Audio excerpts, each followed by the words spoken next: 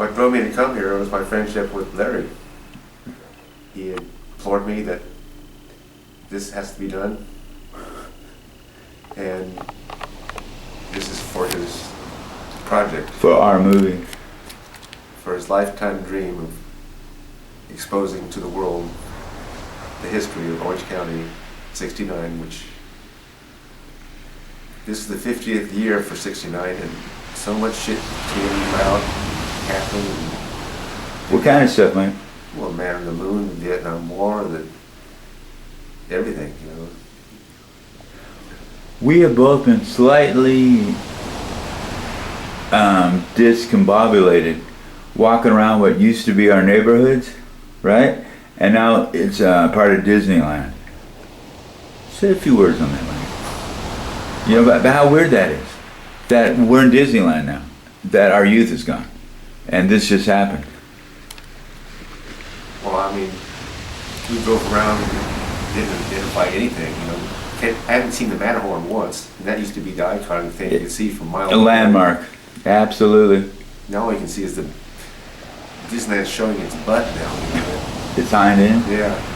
Yeah, it's completely different, and I think my house is either inside some walls somewhere where I lived or just gone.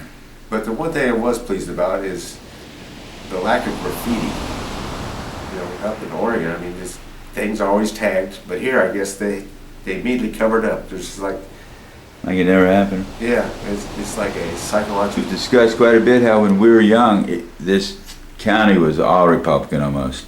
But now it's starting to change with the last election. You happy about that? It's hard to tell. People are so numbed around here that nobody wants to talk politics. Nobody has bumper stickers. There's no opinions from anybody. They don't come to Disneyland, I guess, to argue politics. Yeah, they don't go to the beach on politics. But it's an escape. It must be a 50-year thing that the memory. Well, the spirit of fighting back. You Yeah. know, marching in the streets. You know, I know. Talk about that, like Hillcrest Park and all that stuff that happened to us. Well, I mean, we used to protest. Kids. 16. Where the cops would come down on us. You know? Right. Like Mechanical Men. I remember that. Clubbing and stuff. Being thrown to the ground. I remember standing on the rooftop of UCLA eating peanut butter sandwiches that they're passing out as we liberated the college. You know? Or marching through the streets of Fullerton and liberating junior highs after junior high, you know, join the march, you know. What's that? The 80s of the soundtrack.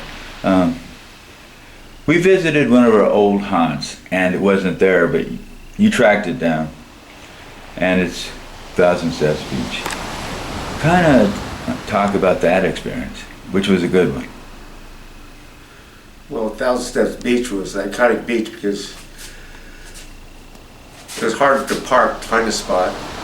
And it was like there was a trailhead, and you had to know where it was, and it was like this dread and terror path down to the beach. A challenge for sure. But as soon as we got into the area, I had this very feeling of the memory of Steve Mayo. Who was run over and killed by a drunk driver while him and his buddies were stoning acid.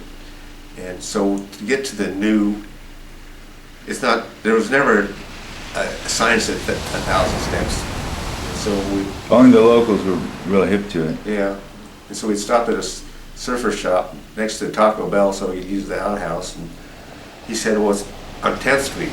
Well, he misguided us, and so we drove around in circles and kind of like at bloodhounds. We finally... found it. I could smell it. And it was beautiful. But we had to walk the wrong way, facing traffic, and just that haunting feeling of... Roadkill.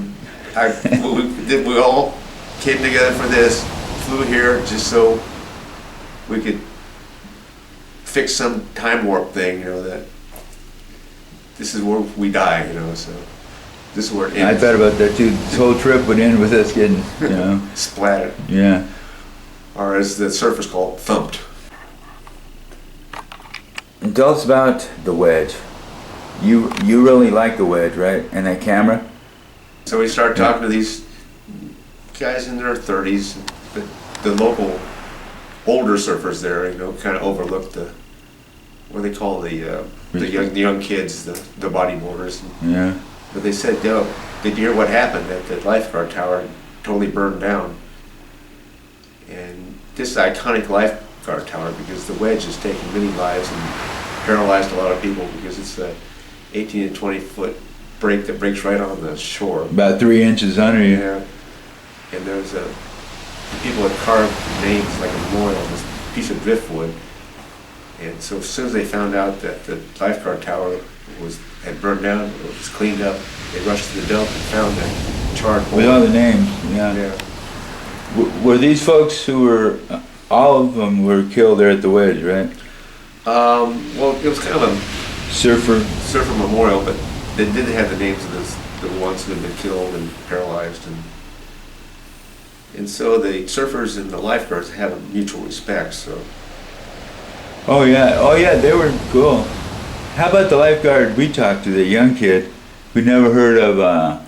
Yeah, we were sitting at 1,000 Steps and just all the memories flooding back, and we told him about what this used to be like and stuff, and he's from Laguna Beach, but he'd never heard of Timothy Leary, and it just like my jaw dropped. I mean, it's like my history had been erased. How can you black out Timothy Leary from the history? Tune in, turn on, drop out, and just. Mm-hmm. So as we drove by through Laguna, Bluebird Road, where he used to live, I'd shout out, "Timothy Leary," hoping that that his spirit is still around.